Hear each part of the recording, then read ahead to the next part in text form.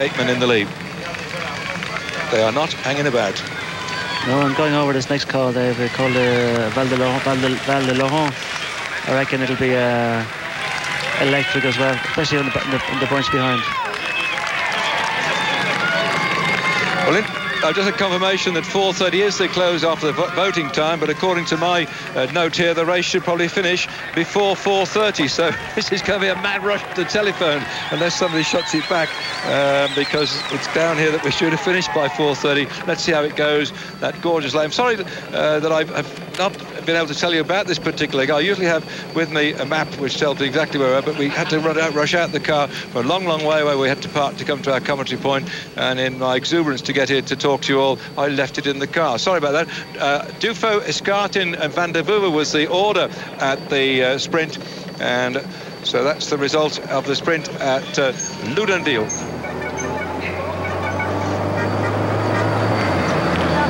Ludenville. There's someone yes. putting his shoes on.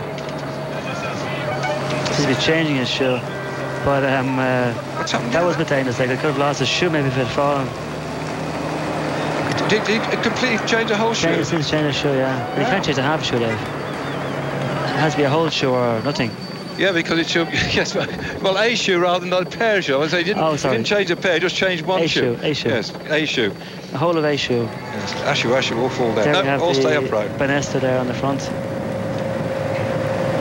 Once again, showing their determination to finish second. Yeah. Which is something I don't really. There's your result. I remember we came in 1977 when Bruchard got the stage. He was chased all the way down. Do you remember that, Stephen? He came in just ahead. He really took off on that last climb and came thundering down in to the finish. Remember that the great big tent was where the press room was. We went back there last of all, and the whole place was buzzing. He nearly got caught on that stage, but he did hold just away. And there we are, the lake in the background, and soon they'll be turning to go up the next climb of the day, the Col de Val d'Oron.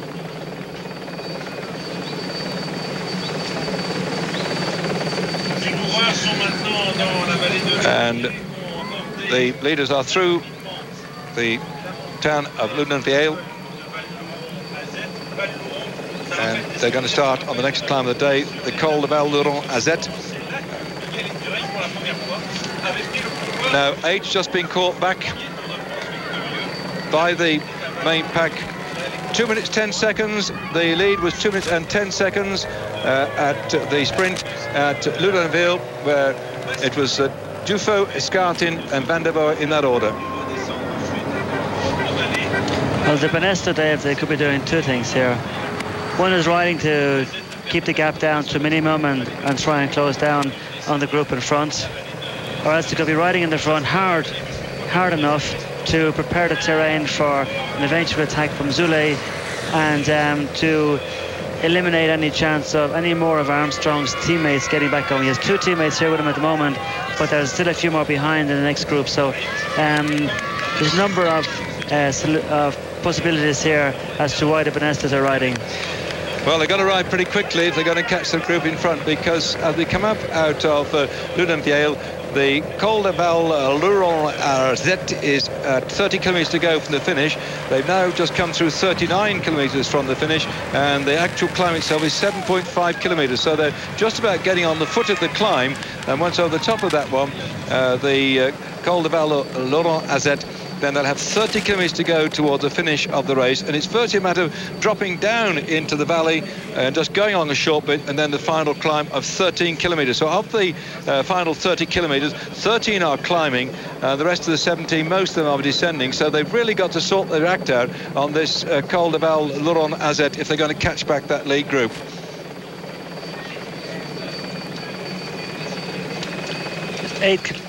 Eight kilometres now, Dave, to the top of the... Yes, they're just about to start. They're starting at very second. Yes, 7.5 kilometres, the actual distance of the climb.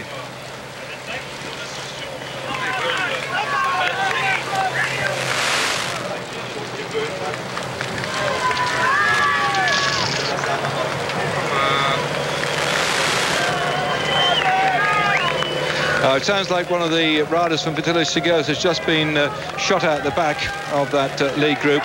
They've been riding quite hard. They had one man go up straight away to it, and looks like he's in trouble. I'm not quite sure it's Gonzalez Galdeano that's been blown back out again, or Garcia, but we'll get information about that shortly. They're on the climb now. And so one or two of the riders, I think, just hoping they can recover from that last climb, particularly Tonkov, who got blown out the back, and now he's got Lanfranchi just behind him. And I think in a bit of trouble here, the rider from the Deutsche Telekom team beginning to slow. Toshnik taking to his own pace.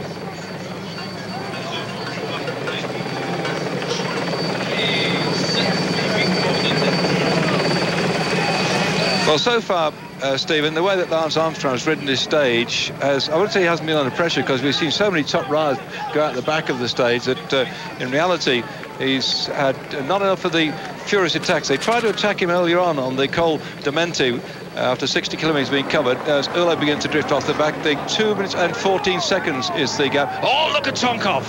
Absolutely come to a grinding halt, number 31.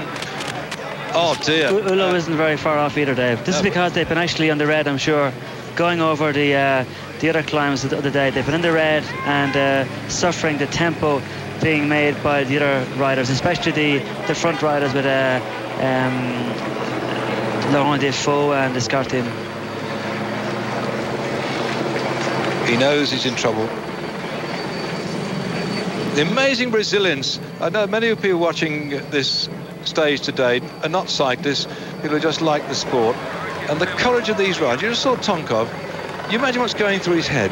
His sponsor said that you will ride the Tour de France, or at least they agreed to ride the Tour de France with a chance of getting on the podium, as we call it.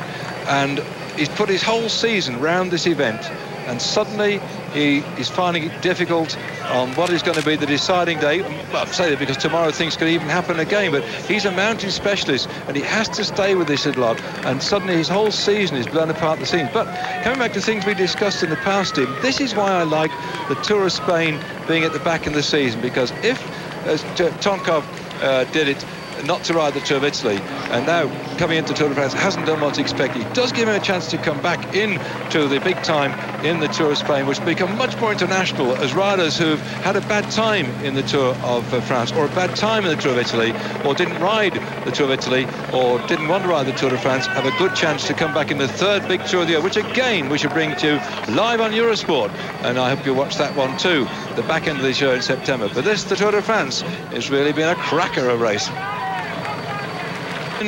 Beginning to rip this race to pieces. One wonders really whether he's going this early, that he's got the strength to go, but there again it's only 30 kilometres off the top of the Col de Val Laurent Azet down into the valley and up the top of Puy Angolé. This is typical Escartin territory, and it's a day when the Spanish have turned out en masse, although it's not exactly a Spanish word, en masse, but the Spanish have turned out en masse, hoping for a Spanish victory day. And look at the way that Escartin is ploughing away. He's had beautiful team tactics today, superb. Well, it'd be great, Dave, to see Escartin doing really well, because he's been a great trier over the last few years in different Tours de France, but hasn't actually had the success he deserved. Today could be his day. And let's not forget, Stephen, that he was actually in fourth spot last year in the Tour de France when all the Spanish teams backed off the Tour, wasn't he? And so he didn't have a chance to get maybe a podium place last year, or even finish the top half dozen, because all the Spanish teams packed their bags and went home. So Escartin is now on his way, and look at the rest. This is the group containing the yellow jersey. You ain't going, David. Armstrong on his wheel straight away. So our lead group, let me quickly take you through what had been the lead group as they came up over the top of the climb. We had a regrouping at the front with Dufo doing all the driving with Escartin. Garcia Vitalis Chigurh was also up there, having joined up with his teammate Gonzalez Galdeano. In that lead group, we'd also seen people like Ellie and Perron and Gomez for Calme, but they've all split apart now, because after Escartin went up to join them, he and Dufo started to really put the pace up. And this is Belli, by the way, for Festina, looking good.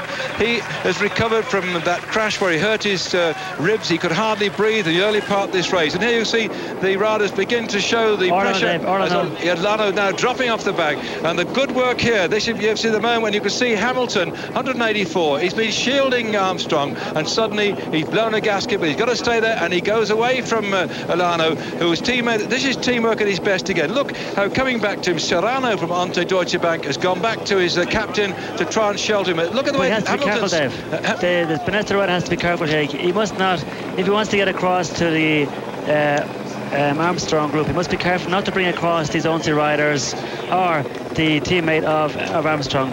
I mean Hamilton just down there, the lad in blue. Yeah. He slowed and jumped, didn't he? Yes. Yeah. Well, the Benesta rider, I don't know who it was, Dave, but with Hamilton on his wheel, has to be careful not to bring Hamilton across back into Armstrong's group. He can get across to it, okay, but has to be careful not to bring him across. It looks like he found the wheel of Richard Wrong still on the left-hand side. There's Zuller with the white hat on and still just hanging on in there with Armstrong as he last of his teammates. It's a fabulous stage. Livingston, they've done a fabulous stage. Yes, absolute incredible stage. Livingston and Hamilton have just they've ridden above themselves. They have a very professional race for the US Postal team, and to think they've been around 12, 13 years in form, the 7-11 team, then the Motorola team, and now the US Postal team. But Livingston and Hamilton are relative newcomers. Yes, they rode last year, but it takes a long time to understand the tactics of the Tour de France to be suddenly in a position where you're defending a yellow jersey constantly, day in, day out. Definitely, Dave. And with 227 back from Skartin back to this group, it's the gap is maintaining itself at the moment, but Skartin is a man on a mission now in the front, as we see here in a second. There we are now again. He's really a man on a mission, but it's a bit far out maybe because the final climb up to the finish here is not really a climber's climb, it's a strongman's climb, which will suit a rider like Armstrong and Livingston. And the information we had that he's now gone away from Dufo and that Perron is still there. He's riding for the Ante Deutsche Bank team. As to whether he's in contact with the Dufo or not, I don't know. But Skartin's gone and left them and off doing his own thing. And Skartin starting out this morning on general classification, just in 5th spot. 8 minutes 53 seconds down on Armstrong in the yellow. But the big thing for Skartin, he started out this morning just some 46 seconds behind Dufo. David, Livingston's blown, Dave, on the corner. Oh gosh. Just heard about, they were talking about a minute ago, here coming across the race radio. He's practically put his foot down, so he was just on the corner. He was it's about 1 minute 10 seconds back, by the way, Skartin to Alano, and therefore that's in 2nd spot. So Skartin is riding himself into 2nd spot at the moment. That's a tremendous performance then from Skartin to ride himself up into 2nd spot. And he's come back again, the young man. What a tremendous bit of fighting, battling going on with these US Postal riders to protect the yellow jersey. Casero, that's belly in the blue. That's polka dot jersey for Ronk. And on the right-hand side, there's belly in blue and yellow, which might be able to pick up the next ride. That is Casero for Vitello Seguros. Then there's Zuller, then there's Armstrong. And I think that's Nardello for the Mappe team down below. So you can see there he is now, Dave. He came back in a second, but he's this time I say he's finally blown now.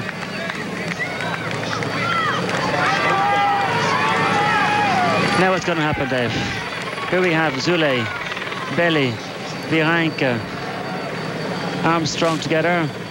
So with Virenque going to the back there, I wonder will he be trying to maybe attack from behind at some stage. But with Armstrong now being isolated now from his team. Well, Skartin, he's definitely now in 2nd spot, climbing up this hill.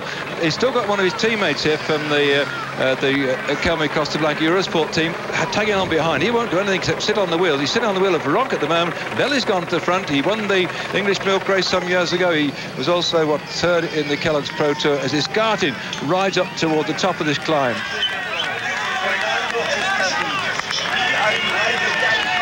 Well, this is Skartin doing a tremendous ride with 3 kilometres to go toward the top of the Col de Val-Laurent Azet.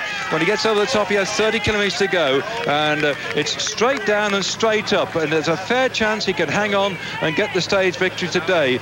And the chase group then nearly 3 minutes down him. I've had a little note, by the way, handed in to me here from Twiggs and Steve, and it's a message back to Steve Kemp in Cambridge.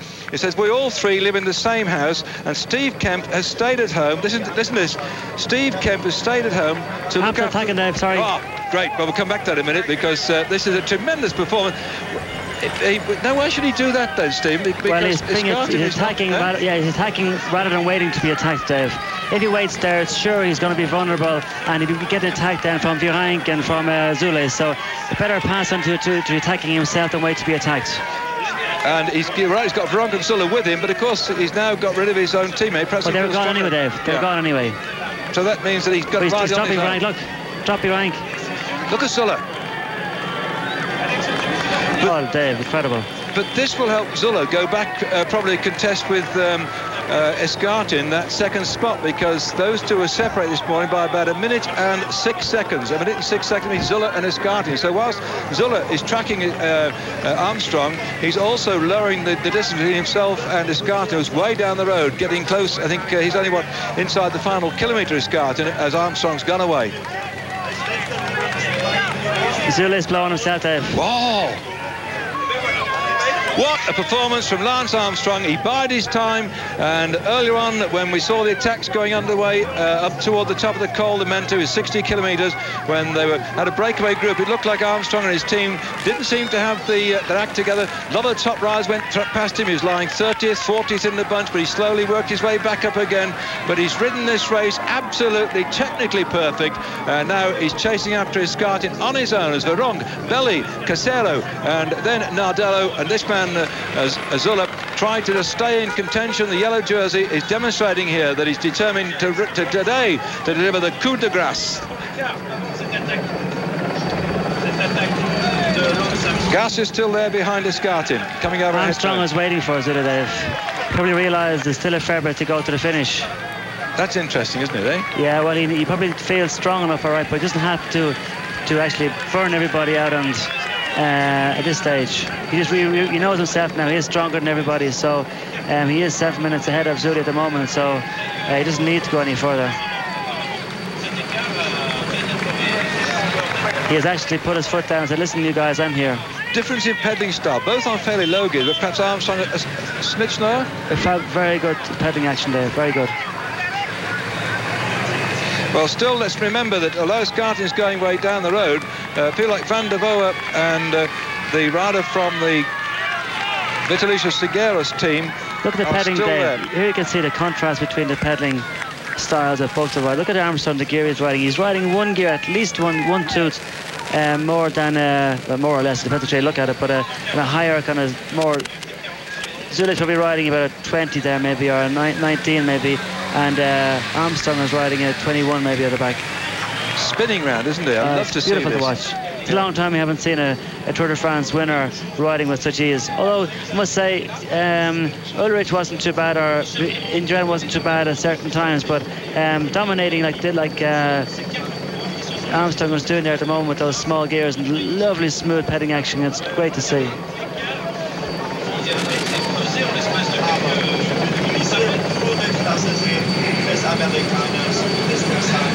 Yes. It is 2 minutes 35 seconds back from Escartin to Armstrong and Zule at this particular point, coming up towards the top of the climb. Still doing that lovely smooth pedaling. I come from an era, actually, Stephen, when in the winter we'd ride a single gear, usually a single fix, quite a low one. You came from that area, Dave. I was in that area, but it wasn't the same time. I used to ride a fixed gear, a fixed wheel out, so every winter I'd ride a fixed gear to Christmas. And I start using gears there from Christmas up to mid-January, and I start kind of doing every second day riding the gears, and every other day riding the fixed wheel.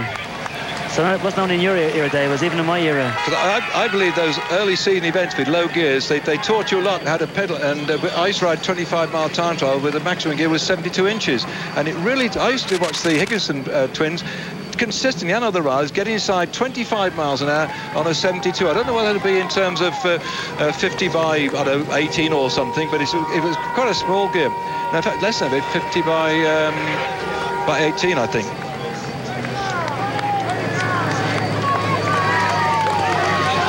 There's 28 seconds back to Virenque's group now. And I think it's 3 minutes 30 back to Alano from Escartin, according to coming over now. Yeah. So Alano is really taking a rough day, and he's going to fall apart the seams right in front of his Spanish public. That's a great shame for him. I admire the man. He's been world champion on the road. He's been world time trial champion. He's a tremendous bike rider, but today is not his day at all, Alano. And so Armstrong and Zule now some 28 seconds up on Veronk, as you see them going toward the top of this climb, with Escartin still romping away. He'll certainly be the lead leader over the top of the climb.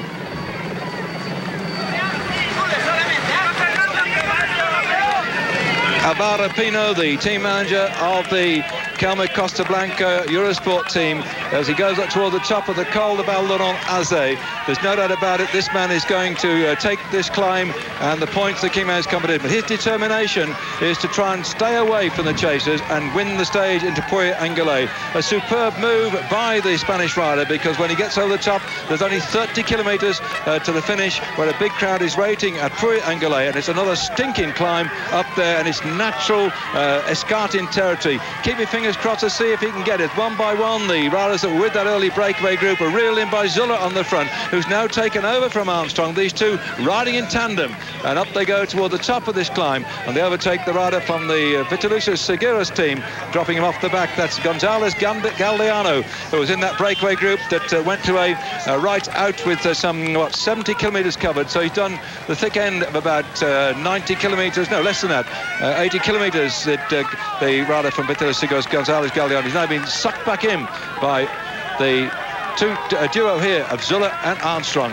Well, and I reckon, Dave, on the descent we'll have a possible comeback of Vihank, because the descent off this time here is not a very long descent, but it's a fast, tricky descent. And if they go over the top here with less than a minute ahead of Vihank, I could see a return of Vihank back up to the yellow jersey of Armstrong and Zule before the foot of the final climb up to the finish. And they just went past that rider as if he was nailed to the tarmac. And look at the Basque flags there, the red, white and green ones waving. That's the same colours as the Beacon Road Cycling Club. I should nail one of those flags, I think, to my wall one day, although it's not very hilly around our part of the world, although the name like Beacon, perhaps you ought to have one. There's that ski resort in the background where they're heading, and look down the valley. You can just see over there, if you don't like heights, by the way, I suppose it's not exactly the thing to do to look down there, but as Escartin comes up here to take the climb, and he's got to press on him, he's going to get the stage, he can't let up for 1 minute, and this crowd, they love to see a climber, and Stephen, I do. This is fantastic, isn't it, eh? It's been an absolutely incredible stage, even though we made a bit of moaning about the fact that, I made a bit of moaning about the fact that on the massive central stages there was no real kind of competitiveness between the main rivals. We definitely have our money's worth today.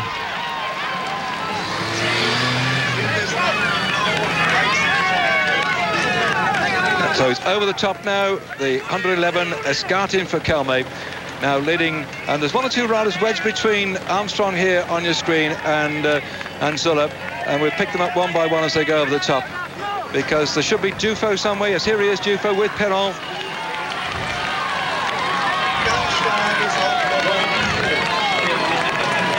Well, I pressed my watch a little bit late. Let's see, yes, it's on the screen now, about 5 seconds out of my watch. So here come the two chasers, Escartin going over. Well, if Diffo gets over the top, Dave, and then he's caught on the descent by Armstrong and Zule, I reckon he should hang on a fair bit now going up to the final climb, because you can see Diffo was not actually cooked here. Escartin dropped him because he was on a mission, he was going for it, and that was it. But at the same time, he can maintain his rhythm, which he has here now. As we've seen earlier on there with Vihank being dropped, but at the same time able to maintain a certain distance. Contrary to likes of Orlano, who was going at a tempo much, much slower than anybody else.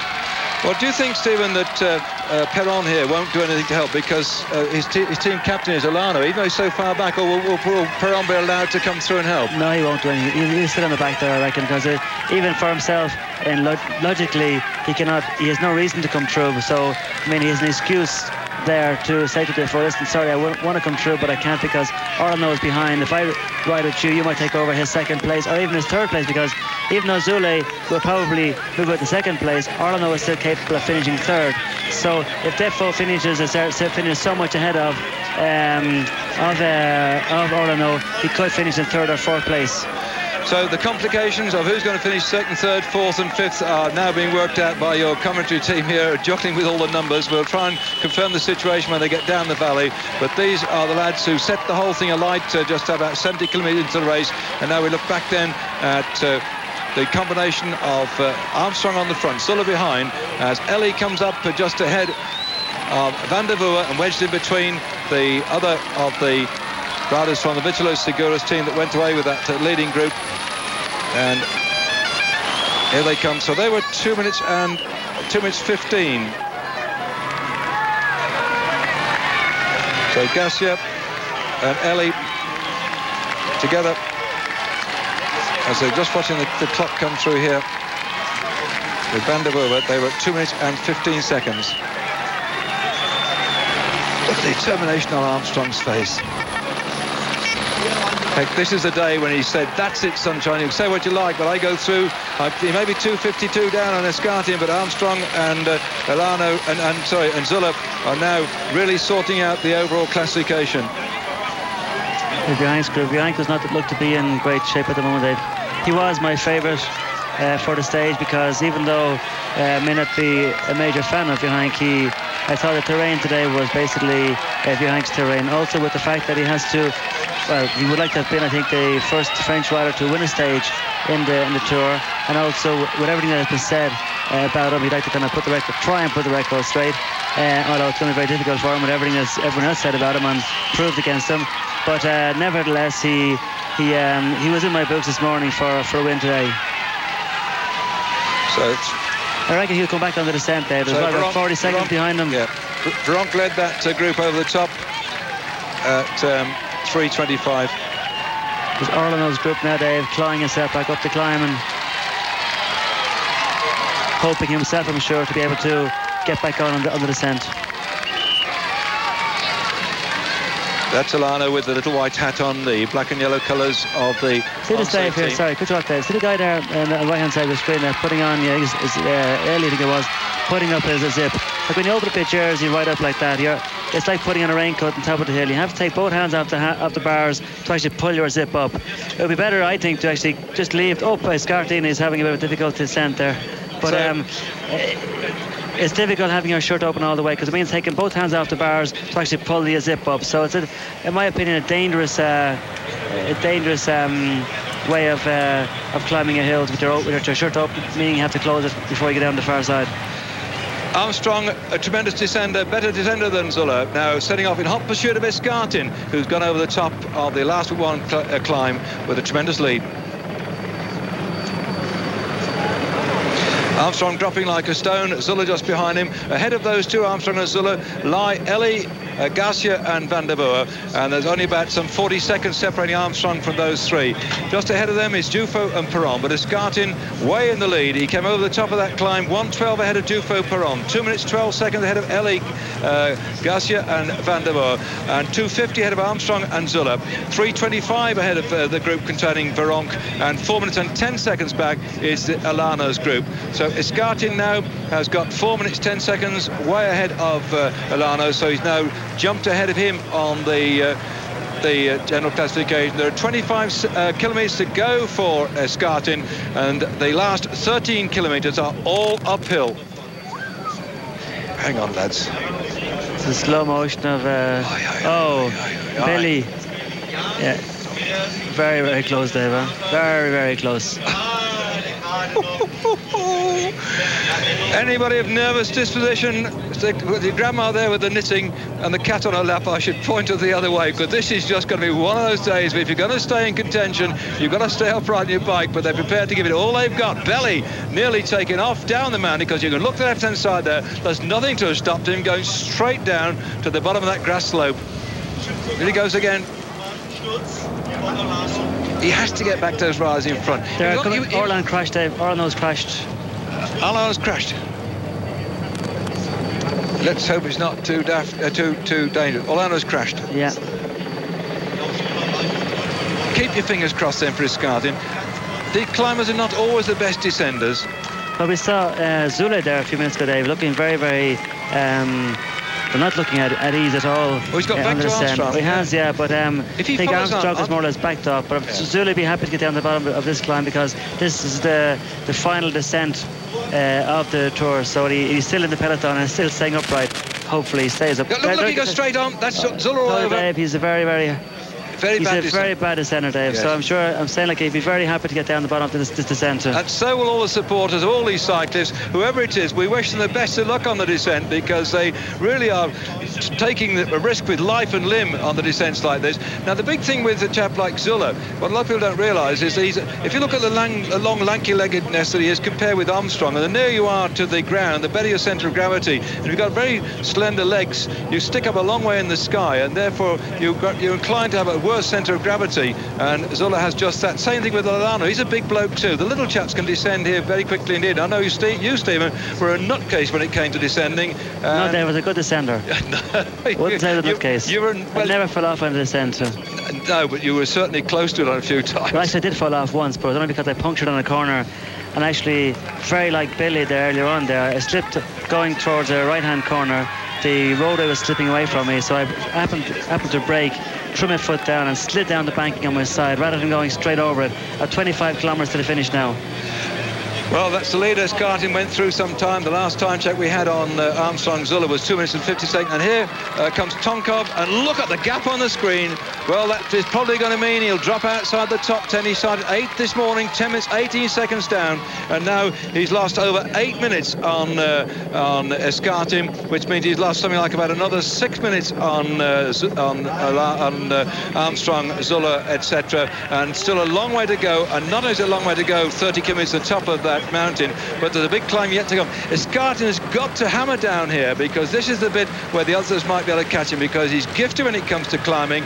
And we've got one superb climb where a massive crowd is waiting. It's going to be 13 kilometres to the top of the finish at Puy-en-Velay, and Skartin at the moment, providing he stays upright, is riding like a man possessed to take the stage right alongside the Spanish border. And so there he goes.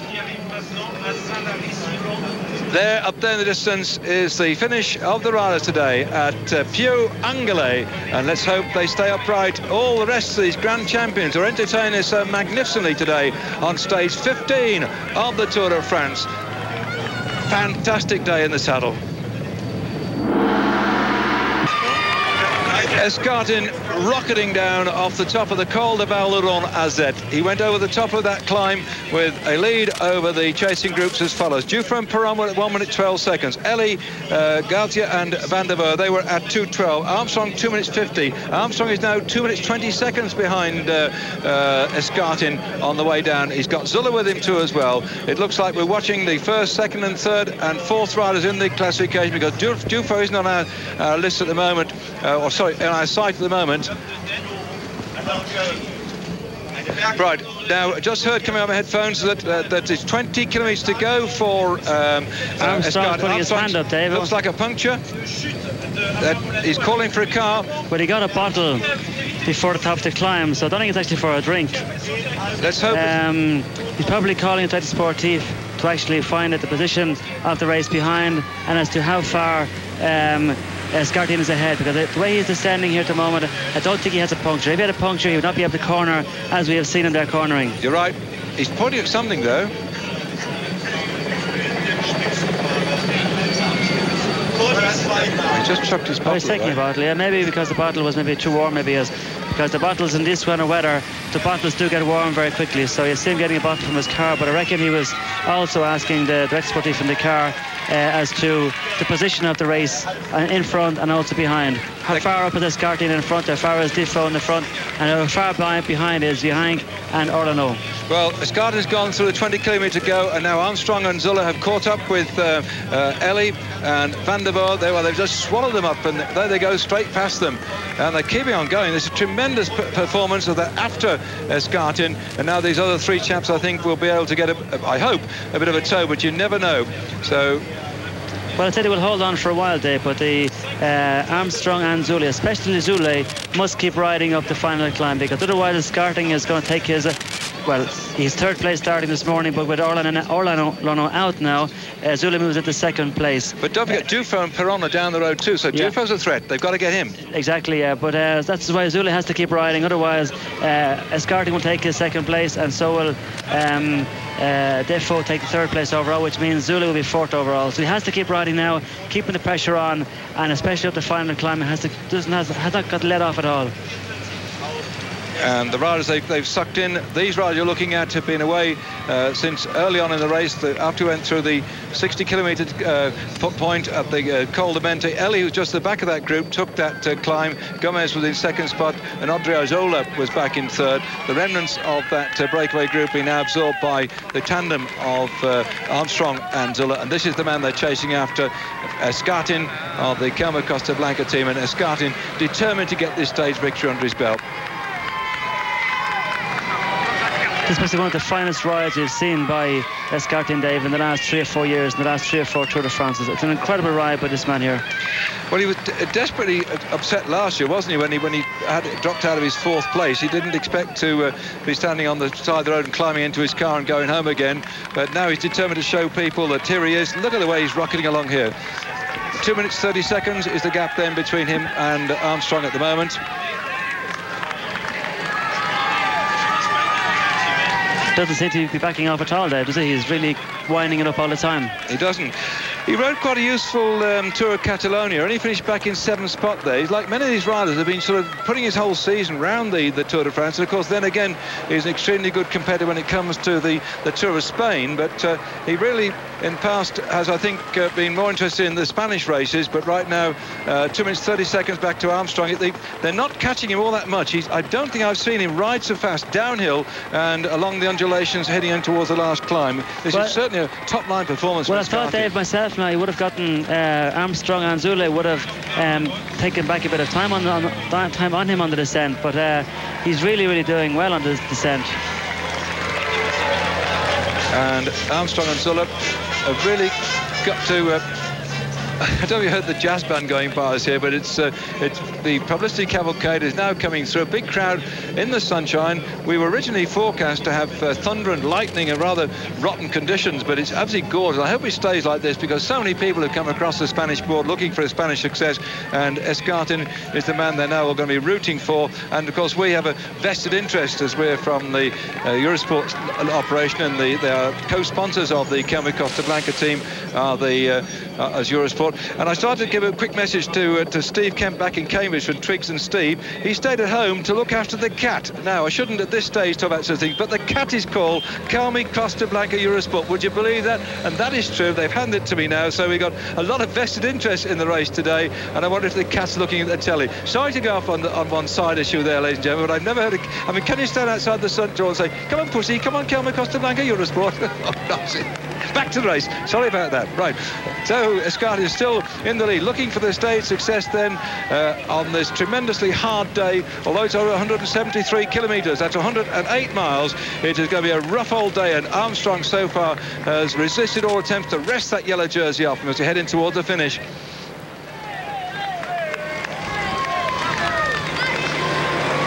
Look at Van der Boven, who's been really one of the revelations of this race, this rider. He's been with that breakaway group pretty well all day today, and here again for Pitillo Segura's team, he's also been riding extremely well. No great threat overall is Garcia on the general classification, and in fact Armstrong, the riding the way he is now, can go back to bed tonight quite happy that he's defended his yellow jersey, and he's been riding very well calculated throughout the whole thing, and I think his team have done a wonderful job as well. But now it's one man out there, Escartin, against the rest, and wedged in between Escartin and the yellow jersey, and here in the white jersey Zuller, and Ellie going on the front is the tandem of Dufo together with his other breakaway companion, trying to get across the gap at Perron, but Perron won't be doing anything. He'll be sitting on Dufo as well. Sorry the cameras haven't been picking up the sight of Dufo, who this morning on general classification came into this race in 4th spot, 8 minutes and 7 seconds down on Armstrong, and the distance between Dufo and Zuller this morning was just some 20 seconds. So Zuller's got to ride some, otherwise Dufo can leap over him, and Escartin do the same thing. So Zuller's position, 3rd overall, is at stake. No wonder he is determined to ride, and Ellie doing his work as well here, cutting that gap, but Escartin has not yet been cut back. Gap still around about 2.5 minutes. In fact, 2:39, Stephen. Yeah, Escartin hasn't lost any time at all to Armstrong and Zule, so very surprised with the descent he's done, because Escartin would not be the best descender, but for a Spanish rider probably be better than most Spanish climbers. So great performance all round by Escartin, who climbed very well and now has also descended incredibly well. as I see Johan's group here now, trying to dig up a little bit of more energy to try and chase down Orlano's group, Orlano to Armstrong's group, to try and get Johan back up into the, not back up, but get him up into the first 5. Well, the gap then to Duffield-Perron from Escartin is now 1 minute and 20 seconds. 1 minute 20 seconds. And this is the chase group, well over 3 minutes down, containing Veronk, Casero. I don't think the Vitaly Seguros group will do a lot of work until because they've got their teammate down the road, so they'll probably just roll a bit, but I don't think they'll do too much. Well, they are just rolling through, but at the same time, there's no real interest. Like, you have one of their teammates in the front, of course, but with Escartin so far ahead, they're not going to win the stage. But they could get the team, couldn't they? Because they've got one man down the road, they've got Casero here, they've got their other team man as well, so they've got 3 men in probably the top 10, the Vitaly Seguros. They could leap up a big way in the front, although I reckon the Kelmy team have 2 or 3 riders not too far behind Escartin as well. Oliver Escartin still pressing on with this one. Wonderful tactics. 2 minutes 25 to 25 is the gap back to Zuller and Armstrong. Plus the other riders that are in that breakaway group, in that chasing group. He's still holding it, Stephen. There's just no change. Just the odd second here, odd second there, but it's not much, is it? No, because behind they're riding all right, but they're not, they're not committed. Looking at them there, they look fairly committed, all right. But at the same time, it's really a ride of a lifetime that Escartin is doing, really. That's really the performance of the day.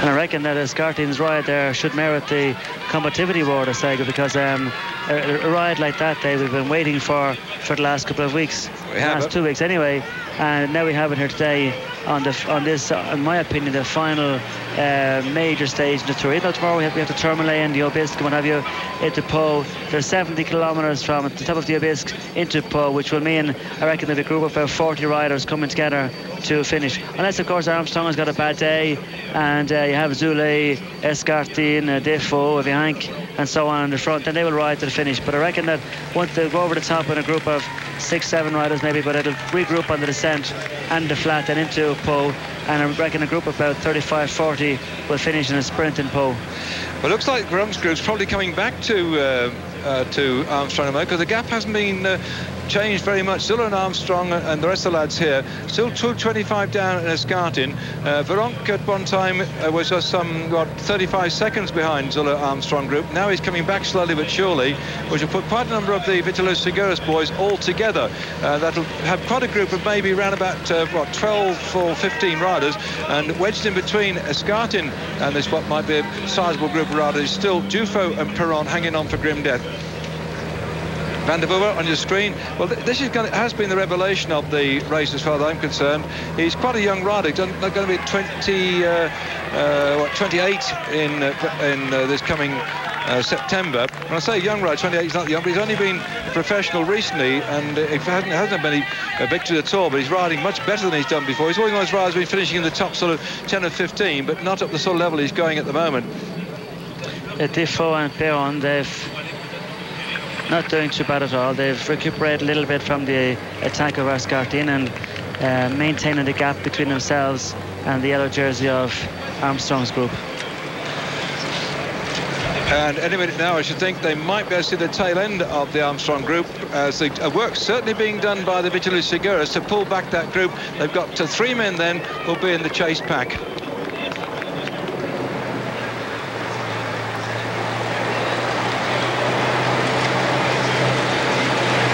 Well, Belly at the back here had a heart-stopping moment on the descent, sitting on the wheel of Nardello from the Mapei Quick-Step team. Just in there too as well is the champion of Spain, Casero, and this is the man they're all chasing after. Well, as one man is going to meet him at the end of all this race, but the 2 or 3 people are going to be very pleased to see him come across the line. We understand Indurain is here at the finish. I'm sure he's hoping for a Spanish victory today, in particular Escartin, who's been a pro since 1990. He's only had 15 victories in that time, but they've been some pretty good ones in the mountains. And he used to ride with the class and the Mappe class team. So Tony Rominger sitting alongside me with commentator team from Germany, Klaus Angermann, must be full of admiration for this man that he's known all those years. Well, Dave, yesterday, speaking about Indurain, I was supposed to go out with him on the bike yesterday because he was here in Lourdes yesterday. But to cut a long story short, I didn't make it because I was out the night before with, at a dinner, and coming home, a certain person in my group, can't mention any names, put petrol in her diesel car. Oh no! Ended up getting stuck on the motorway and getting home very late at night, and I had no car the next day to actually go and meet Indurain. But Indurain, Rudy Pevenage, and who else was there? Was David Cassani of the Italian Rai commentary, also ex-teammate of mine back in the Carrera days, went out and did 90 odd kilometres up over the Tourmalet. So it's the first time Indurain has ridden the Tourmalet in a couple of years, and Pevenage even longer. And I was very much so looking forward to riding it myself with Indurain and a couple of lads, but unfortunately I couldn't get it, so I ended up doing just 50k on my own yesterday afternoon. Well, then the gap's still there, and the problems of Stephen Roche and his motor car. The other day he virtually ran out of fuel. Now he's somebody put some petrol into the diesel. And I know the feeling well, Stephen, because I did it by accident into Aix-les-Bains 3 or 4 years ago. And now Indurain waiting with bated breath to see if Escartin will stay away. And it looks jolly good at the moment. The time, 2 minutes 29 seconds back to Armstrong Group, 2:46 back to Veron's Group. And so it looks like he could probably make it up toward the finish. On the rest day too, I didn't know there was an actual race for journalists of the AIJC. I'm a member of that. Nobody told me. Perhaps they didn't want to tell me in case I might have won. But perhaps there wasn't a race for tricycle riders. You seem disappointed, Dave. I do, because disappointed. I mean, I brought my tricycle all this way and I wasn't allowed to ride. I wanted to ride, but I haven't got a union card. Well, you could have borrowed mine and pretended you were me. I think, Dave, that speaking of the finish here up in Puy-en-Galley, I'm nearly sure, maybe you can correct me if I'm wrong, but did Indurain win a stage here, or did he take over the yellow jersey here a couple of years ago? In his first tour win, did he get the jersey here? According to my notes, we've not been here before, Stephen. Or maybe it was San Larry, maybe. Yes, no, I've got my notes. It was San Larry, Dave, sorry. Not been here before. It wasn't actually on the finish here. It was a previous climb we've gone over. They called it San Larry. Yeah, we used to go left of here rather than right up to this. It's a new sort of finish. That's right, yeah. I knew it was this stage somewhere, but I confused this finish with the previous call I'd just been over. Yes, actually it wasn't created this ski resort until 1975, and it's one of the most remarkable in the Pyrenees, and some of the summits around here are over 3,000 metres high, and it's just magnificent panoramas from the top. And now you can see concentrated, you'll be able to see in the distance the big climb. 1:30. Oh, we're just getting the gaps coming back now over the headphones. He's still persisting the same old rate of knots here. And they call this little town up here the door to Spain, and a lot of Spanish people here. They can see many of the people in the finishing area where we are. They're 14 kilometres to the finish is Armstrong, which means they're just coming on the bottom of the climb, and they're going to catch them back. This is the group containing Veron. He eases back. He says, "Come on, it's about time you did some work." That's Armstrong's group further on. They're just on the foot of the climb. It's amazing, Dave. Veron goes through once, and he pulls over and asks everybody else to come through. So you see that Spanish champion there going through and says, "Okay, we'll come through, but everybody go through." Like behind went through once, and all of a sudden now he's calling the shots. And Casero's just waving his hands. 2 minutes 20 seconds is the gap back then to the group Armstrong, and so they're just closing that one down slowly but surely. But they've got to work. That was daft, wasn't it? What are they playing around at? Just think, well, we've made it. Well, I'm sure there's a bit of worry there now to the fact that they're coming out up onto the foot of this final climb, and they're worried about, well, if we keep riding to get on, we'll not be able to hold the boys going if there's attack on the climb. And I reckon that these boys now are still dangerous, because Zule and Armstrong will be fairly tired after the effort they've just made from the summit of the final climb. Armstrong, well, looking at his face a few minutes ago there, doesn't seem to be under much pressure, but Zule definitely is under pressure, because he has to chase back Defoe and also Escartin if he wants to maintain any chance of finishing second overall. Although if he does not finish with them today and he loses a bit of time, all is not lost for the second place, because with a 57 kilometre time trial in Futuroscope on Saturday, Zule should put up at least 2 minutes into Escartin and a good minute and a half or so into Defoe.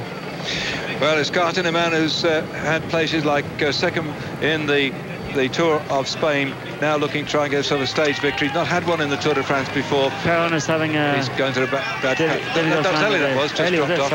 Ellie just dropped off.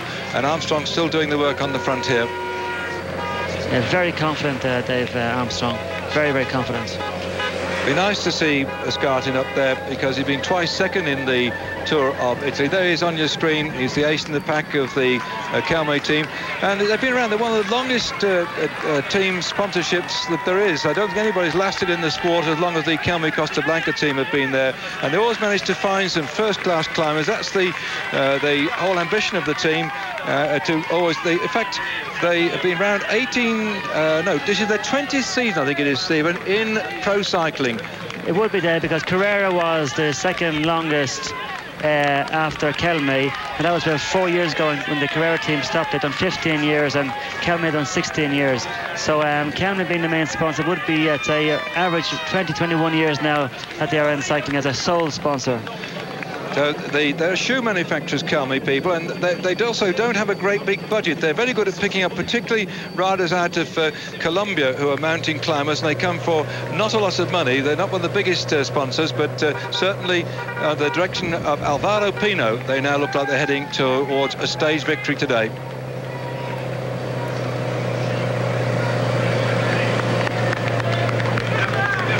Now, looking at the results of Escartin, just trying to see if he did 20 victories, it says here, including 4 criteriums. Second in Tour of Spain in 1997 and 1998.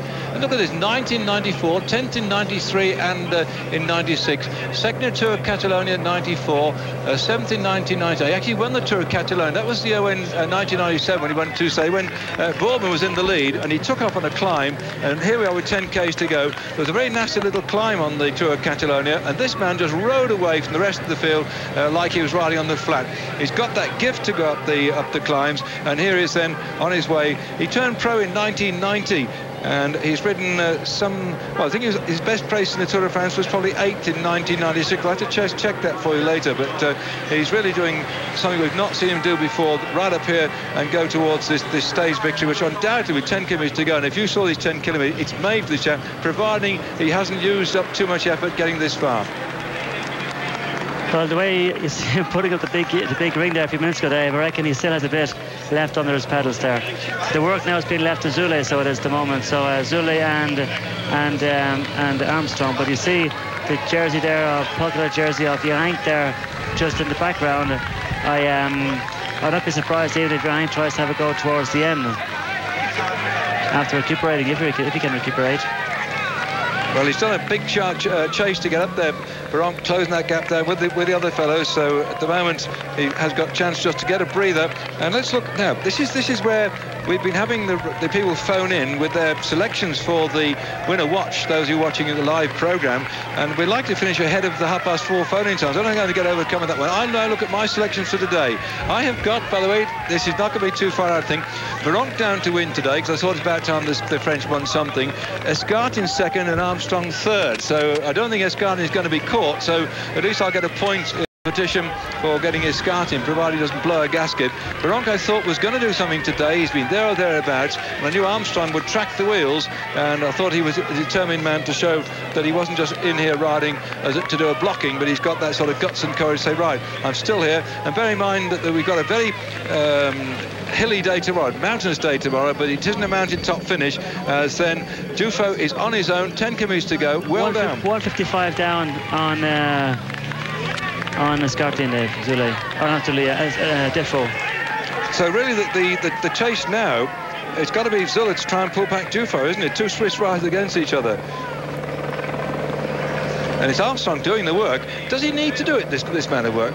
No. Does he just sort of show well, he's keeping it together. He's keeping it together, isn't he, really?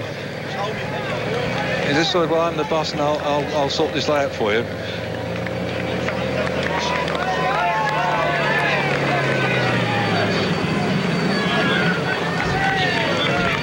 Just looking back there, one or two riders in the Armstrong group are drifting off, so the pressure that Lance is putting them under is certainly having its effect. Even on Zule, Dave. Yep, and he's having difficulty hanging on in there too.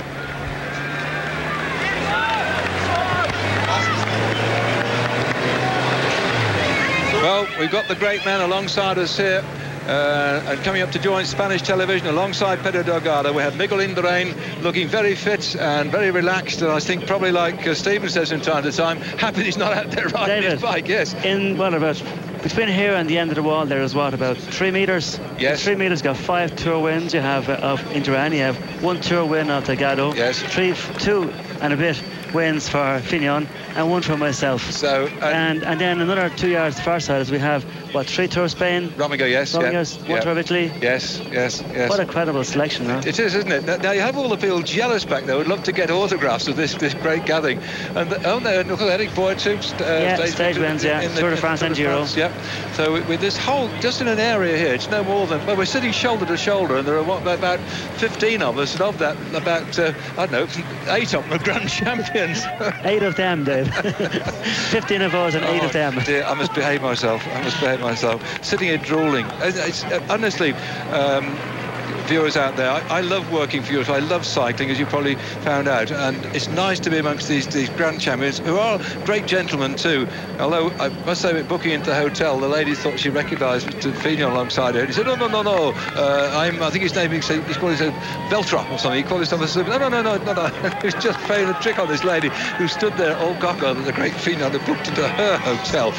It's great to be with these people, and they love the sport, and they come along here, and I'm thankful for the input of people like Tony Romigo, and alongside the other side Stephen Roche, and we have chats later on to people like Laurent Fignon, and have also the great Miguel Indurain, 5 times winner, just about 5 people away from you, alongside Pedro Delgado, who's one of the nicest players. Well, Pedro said to me he watches Eurosport's English coverage of the races because he listens it to benefit his English. So I said, you better be careful, because sometimes I get a bit carried away. But Pedro Delgado listens to the English version of Eurosport, and here goes Armstrong going away, and look at the gaps he's opening up. Armstrong is really launching his own attempt to get away up here, show who's boss, and Zulla has now blown a gasket.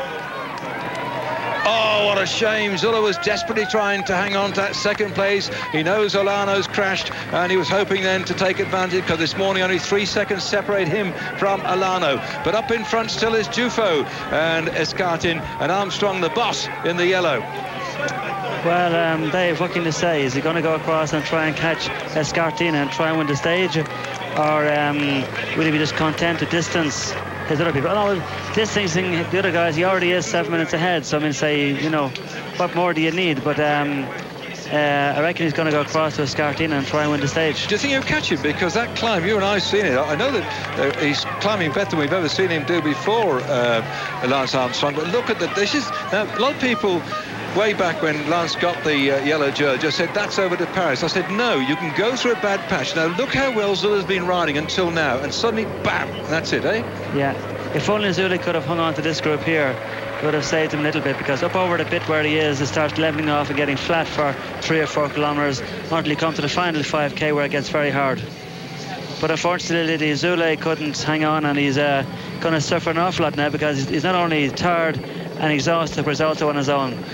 Well, they're still running the voting predictions, by the way, which I think is a bit odd, because they're 32% now say that. Zulla 17%, Armstrong 16%, and there goes Armstrong after Escartin, and they've kept the lines up. Well, there we are, that's what he says, and Escartin and Armstrong will have their own battle. But don't forget, between Escartin and this man in yellow, we still have 2 riders, Dufo and Perron. Dufo could be riding up into 2nd spot overall, although Escartin started out this morning just some 46 seconds away from Dufo. So I reckon the overall situation could be, at the end of the stage today, just roughly, Armstrong first, Escartin second. This is just off the back of a fag packet here, and Dufo into 3rd spot. That's the 1st, 2nd and 3rd I've roughly got here now, and I think Stefan Hulot is really 6th spot, will now disappear because Veronk is going to overtake him. Tonkov this morning in 8th spot. Last time we saw him, he was nearly 10 minutes down, so he's going to really take a pasting, and we're going to find a very different looking top half dozen places. Unfortunately, Olano had crashed earlier on today on the descent, so we're going to find a different half dozen placing as Escartin is blasting his way up this climb.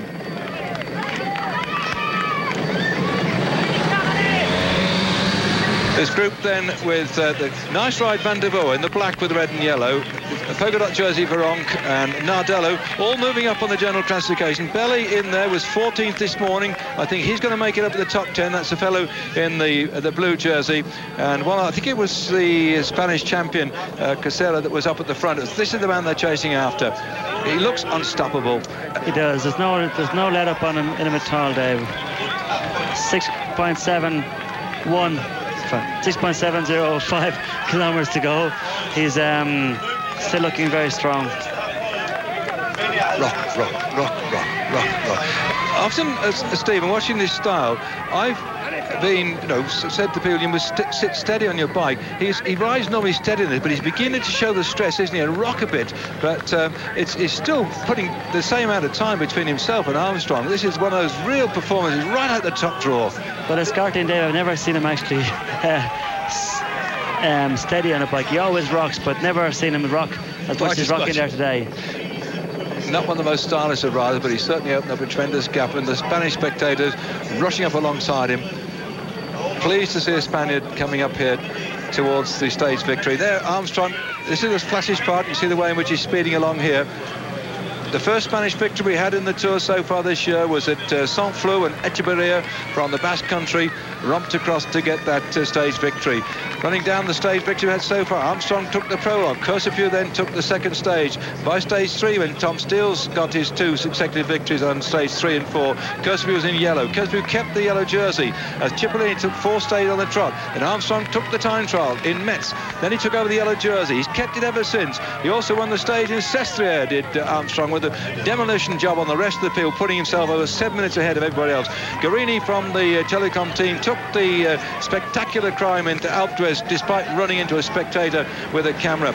Dirksen then took the stage to Saint-Etienne, breaking away from the rest of the pack from 25 k's out. Echeverria romped away onto Saint-Flour with about a 20-odd kilometre lone break and up the big climb at the end to take the victory. Comersot sprinted out in Albi to take the victory, and Konishev got the stage into Saint-Gaudens just before the rest day. Those are the stage victories so far. So in the last quick succession, we've had riders from Italy, Belgium, Spain, Russia and Italy again, all getting stage victories. It looks like we now have the Spanish second victory of the Tour so far, as Escartin is still way away down the road and Zula's fighting his way back. He's almost back on, Dave. So this group here is up a small bit. He will get back on again, but Vihank will know the danger, because Vihank could move over Zule on the overall general classification. So I say that if Zule does get back on again, we might see Vihank putting in an effort up towards the finish in the hope to put some seconds into himself and Zule.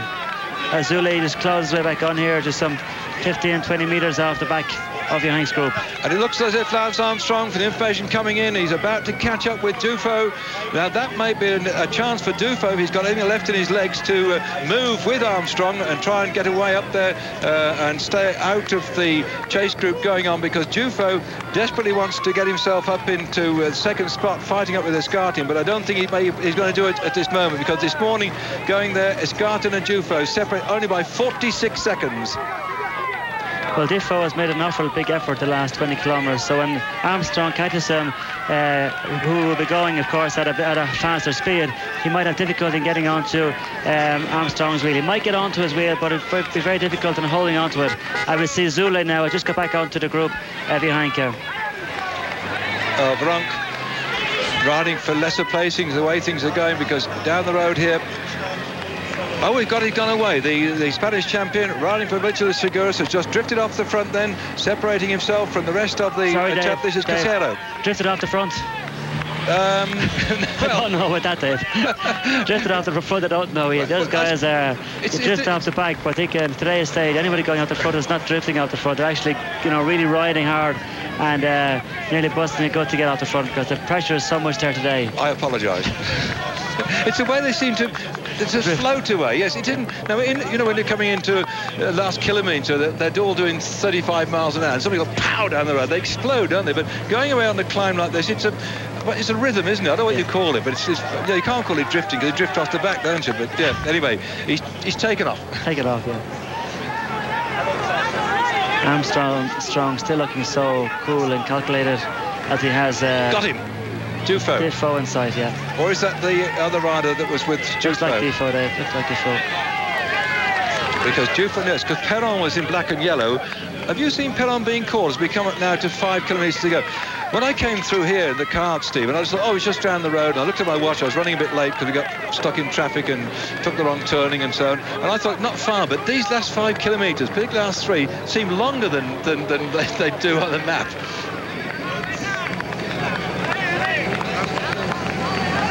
Good view of Lance Armstrong, who's ridden a courageous race earlier on, and now on this final climb up towards the end of this stage 15, he's going to reel in Duffield. And Duffield... Vihan's attacked behind Dave. Has he? Yeah. As I was saying earlier on, Vihan probably knows that Zule is a bit just, but he obviously knows because he dropped him earlier on. So he sees an opportunity here now, putting time into Zule and maybe knocking him out on GC. Well, I'm getting watches all over the place here, taking them out to start timing, because we're timing very different things. We're going to have to time the gap back to see the split between who's going to take second and third place. So we're getting ready, but there's no doubt about the way that 5 kilometres to go, Escartin's going down the road. He should grab this victory, but Armstrong comes up to Duffield. He's pulled back really a gap of over a minute since we've been coming up on this climb on Duffield. Looking at Armstrong, Dave, I think I'd probably say, safe to say that he's drifting at the moment. You're getting your own back here, aren't you? So there's 46 seconds reeled in on general classification between Escartin and Duffield. So Escartin is obviously going to take over one place on GC because of Duffield, and also another place because of Orlando, and another place again because of Zule. Yes, it is. He was 8:53 and Alano 7:44. Well, he's out of contention, Alano. So in fact, there's a gap of 1 minute and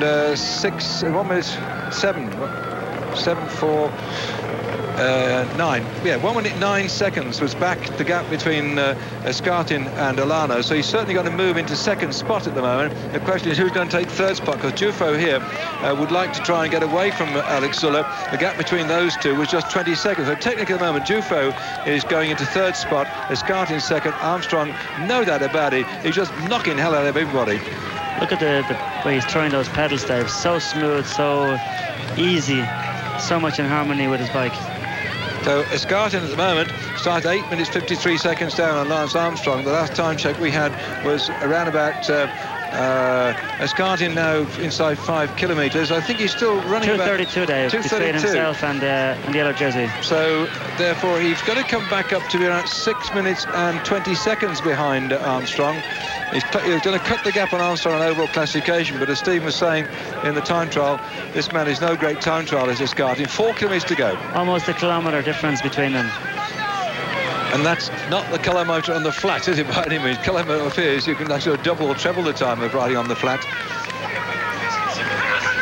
He doesn't look so punchy now. I think he's recovering. This is the flatter part of the course, but he must have come over here to train on this bit. I'm sure that they will have... Alvaro Pino is a very, very astute technician when it comes to his team. I'm sure they said, come on, lads, we've got to look at this one. And all the way through the race today, if you only come on to our live broadcast late in the afternoon, we've seen the Calme Costa Blanca Eurosport team do a lot of work putting men up in the lead group. He started up by Ocha, was one of the first... Vihank is coming back, Dave, to the yellow jersey. Is he coming back? Or... Yeah, it's Casero, but in the distance there you can see 2 other riders, Diffo and the yellow jersey of Armstrong. Yeah, well, he actually got up to Armstrong at one point, then Armstrong went away. Now he's trying to come back again. And so going back to the racing today, Ocha was the first of the Calme riders to go off down the road, and then he was joined by Gomez. They went with another group of riders to begin with. There was Hamburger, Odrezola, Simon, Eli, Robin, Vinokurov, Perron, Gonzalez, Galal, Reno, Yeka, a whole gang of riders who went up the climb of the Col de Menti, 60 kilometres into the race. And then the thing blew apart the seam, and they went up the next climb, the third climb of the Col de Port-Trion, and the Calme Costa Blanca lads were still in that group at that particular time, and then subsequent to that they fired Escartin off, who came up through him and has now gone away, went over the top of the climb of the Col de Val de Luron as a romping away in the lead, Escartin, and the damage was done, and he's heading into what looks like a victory. And looking down there, we can see Varron desperately trying to get back up to the yellow jersey. Casero just in front of him, Dufo as well up there. Well, the effort that Bianca is putting in now is his ticket into the first 5 overall on GC. Even if Saturday comes in time trial, he loses a bit of time then to Zule. The effort he makes today should have put him into 5th place overall if he can keep going the way he's going and put more time into Zule. Well, Veronk this morning started 7th overall. We know that Ulo has been dropped off the back, so that means he's moved up to 6th. We know that Olano has crashed and is still chasing, so that puts him up into 5th. So he's certainly in 5th spot now. And the gap between Veronk and Zula this morning was, 2 minutes and 20-odd seconds. 2 minutes, 20-odd seconds back. So he's got to punch a big hole in Zula, and I don't know if he can do it. But Zula's went through a bad patch and has now recovered. So Veronk trying to ride himself up, possibly, certainly into 5th and maybe into 4th spot. What a race we've got. It really is changing behind Armstrong. The shuttling of the pack with those riders. So Veronk then 2:37 from Escartin. Armstrong 2:30. So he's 7 seconds behind Armstrong. He may yet get there, but what damage is he doing to the chances of Zula behind him?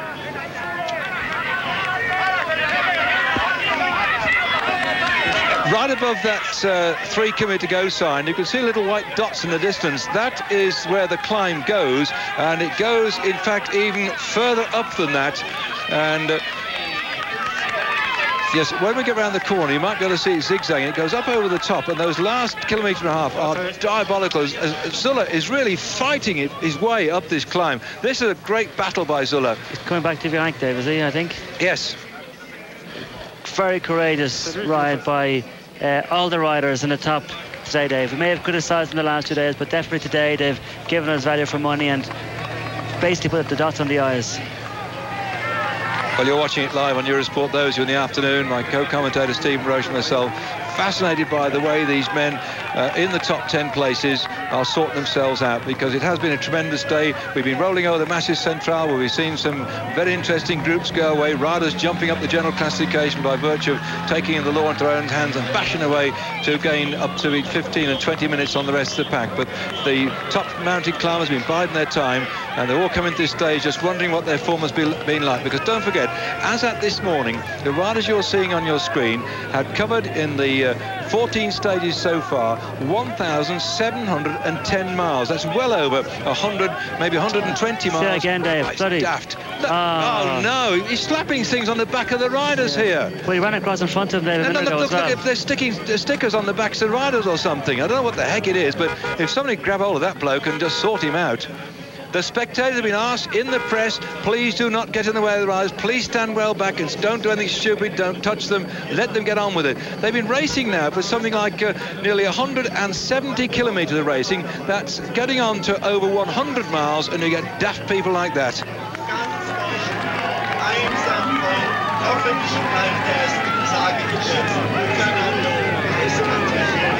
What a race. Bianca's now doing the bit for show now, Dave, I think.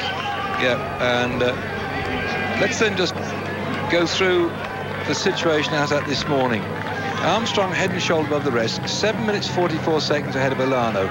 We had then 9 men as Veronk takes off, 9 men down to Guarini in 10th spot, with only 2 minutes and 20-odd seconds separating them. And today has been the sort out for those riders from 2nd down to 10th, or in fact 2nd down to 11th, because Cacero's in that breakaway group as well.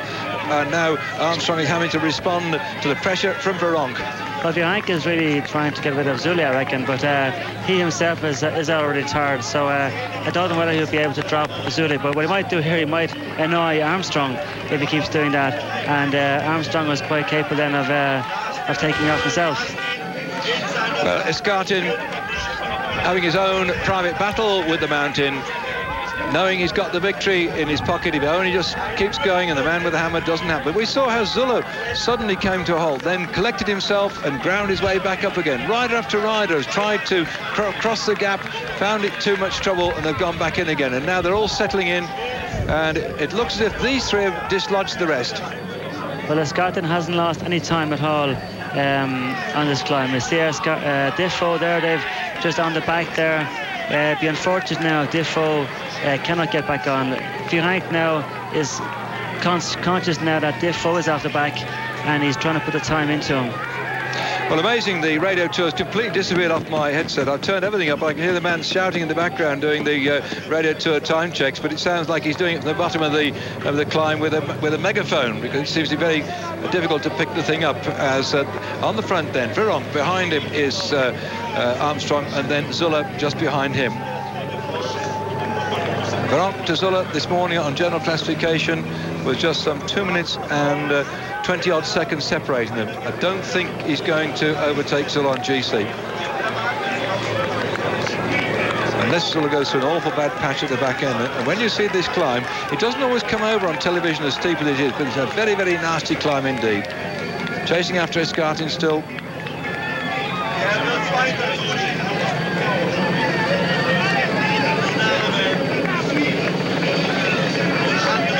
Vironk is finishing off the climb very strong, yes, Dave. Yes.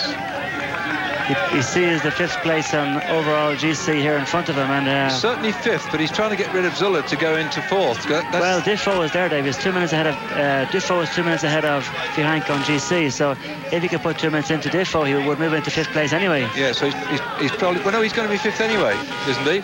Because Olano is out the back, yeah, and Hewlett out the back. So he's 7th this morning. He's definitely 5th. The question is, will he make 4th? But that's to get into 4th place. He has to get ahead of Dufo or Zuller, because certainly Armstrong, Zuller, Dufo, Escartin are there just ahead of Vironk. Battling back then, Dufo with Nardello just behind him. Nardello this morning starting out in 9th spot. Tonkov, his teammate, was 8th. Tonkov's off the back and really gone down, so we can see that Nardello could move up maybe into 7th spot. But Dufo really trying to get in there and stay in contention to be 3rd overall. He's done a great ride, Dufo. I think he resisted the attempt to go with Armstrong when he went by, and now this is Escartin coming up to 1 kilometre. That's the zigzag road ahead of him, is the final kilometre. I don't know if our camera goes up, but it is by no means an easy run up toward the finish at all. It seems like it never seems to go up and up any further, but it does. It's amazing when you're driving under the 1 kilometre to go banner. When you look up, you say it's got to be much more than 1 kilometre, because it goes up the side of the mountain, and as you were saying earlier on, Dave, that the corners are very short, the short, sharp corners with very short straights. So you do go up a certain mountain altitude in 1 final kilometre. And about 500 metres to go. It seems to flatten out a bit, doesn't it? Yeah. So he's got 500 metres of sheer hell. The heat's beating down. He's been riding now for 172 kilometres. That's about 107 miles. He took off on the climb up the Col de Valderon-Azé with just over 30 kilometres to go. He's ridden it all on his own. He's had the best bike rider in the world chasing after him. His lead has been hovering all the time around 2 minutes 20 seconds. He sucked in all the people that were up the road ahead of him, went straight past them one by one. They could not hold his wheel. And Escartin, the Spanish rider here, showing supreme strength and determination, going for his first ever Tour de France stage victory. Can you hear the noise, Steve, in the background of the spectators? Absolutely fabulous. He's riding himself into 2nd place overall after today's stage day. But then the time trial still has to come, so Sule has still a slight chance of getting back at him and taking back 2nd place before Paris. Just listen to the noise and savour this moment of a sheer mountain climber giving us a demonstration of what it's all about.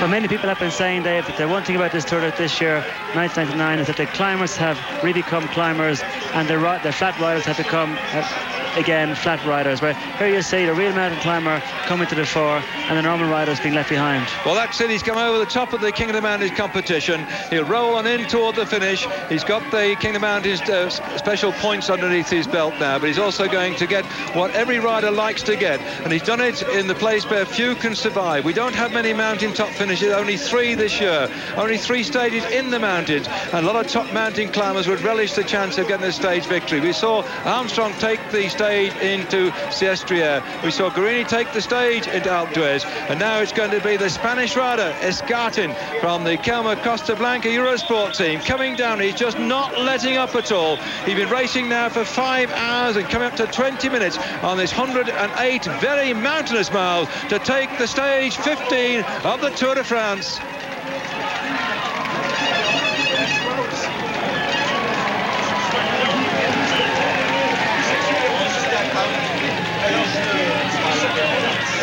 And who's going to get second? Well, on my predictions for the day, I'd got Veronk first, Escartin second, and Armstrong into third spot. So I might be there or thereabouts for third spot. Or will Zuller come back and try and say, look, I'm still here? Or is he too shot to take over? Or is Armstrong going to let him coast through and say, all right, you take first, second and third, I've done my part? I think Armstrong now is saying, all right, I'll ride behind you. Or is he going to attack him? What would you do, Stephen?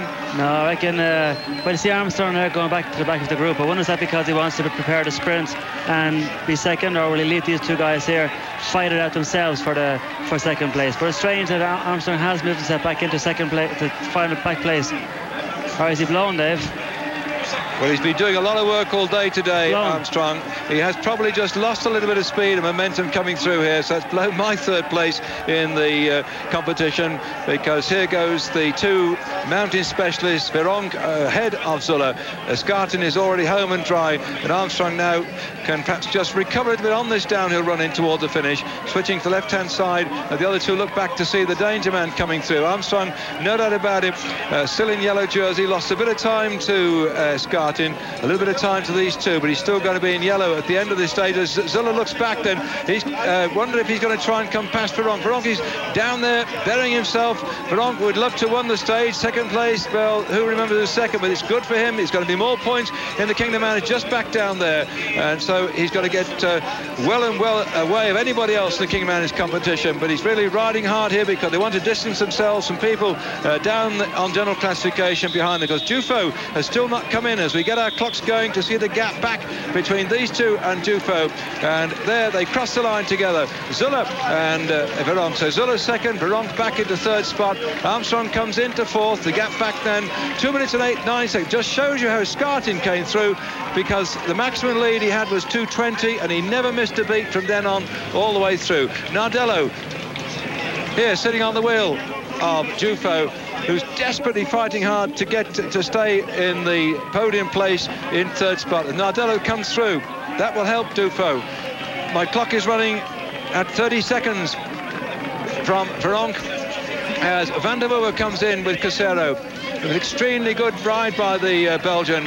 And here we are. This is Dufo coming into sight.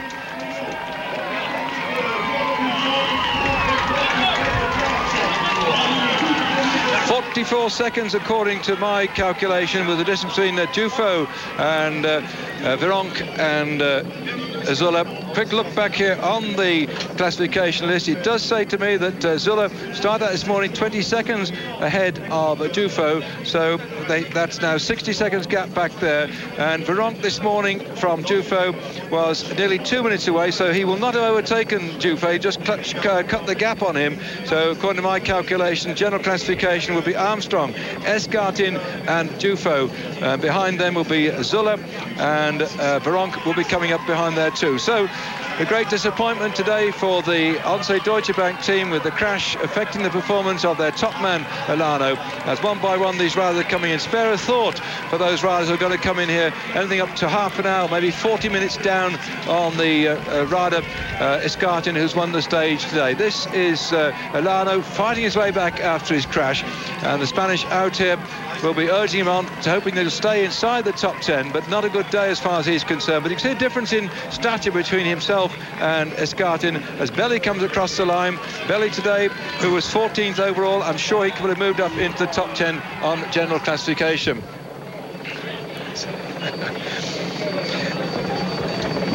Well, then, that's a beautiful sight there, and Escartin, we hope for shortly for the presentation of the jerseys and the bouquet and victors, as we got the great man himself, 5-time winner of the Tour de France, coming along here and signing autographs and welcoming him to the Eurosport commentary area, and having a chat now to Stephen Roche. I don't know if Stephen's Spanish is that good, but we'll have to see how we go. But they must be speaking French, as what a great disappointment to see Olano here, who was one time being looked upon as the man to take over the position of Indurain. Struggling here, number 51, which has been a very lucky number in the past. So many riders have won the Tour de France wearing 51, and we question whether coming into the race this year, riding now for the Once Deutsche Bank team, whether it's going to be Olano's year, but it doesn't look like it. It's not going to be his year, and he's going to drop, I think, out of the top 10 despite a strong performance. But don't forget that we do have, at the end of it all, not end, towards the back end, penultimate day, a time trial. And again, Olano could pull back some of that deficit he's got when we go into the time trial at the end of the last but one day of the race. Many things to happen yet.